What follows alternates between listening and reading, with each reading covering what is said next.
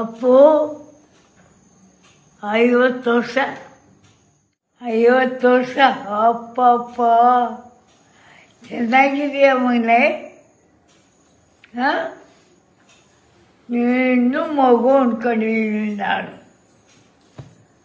ಭೂಮಿಗೆ ಬಂದ ಭಗವಂತ. ಆಗ ಫಾರಿನರ್ಸ್ ಎಲ್ಲ ಬಂದು ತುಂಬ್ಕೊಂಬಿಟ್ರು. ಆ ಫೋಟೋಗಳು ತಗೊಂಡ್ರು, ಕಾಲು ನಮಸ್ಕಾರ ಮಾಡಿಕೊಂಡ್ರು. ಮೇಲೆ ಅವನಲ್ಲಪ್ಪ ಯಾರಿದ್ದಾರಪ್ಪ ಹೇಳಿ ಎಲ್ಲ ಗಾಡ್ ಅಂದ್ಕೊಂಡು ನಮಸ್ಕಾರ ಮಾಡಲಿ ಅವ್ರಿಗೆ. ಫೋಟೋ ತಗೊಂಡು ಎಷ್ಟು ತೆಗೆದ್ರು ಅಪ್ಪ. ಶೂಟಿಂಗೇ ಮಾಡಲಿಲ್ಲ ಅವತ್ತು. ಅವ್ರು ಫೋಟೋ ತಗೊಂಡು ಹೋಗೋದೇ ಆಯಿತು ಅವ್ರಿಗೆ.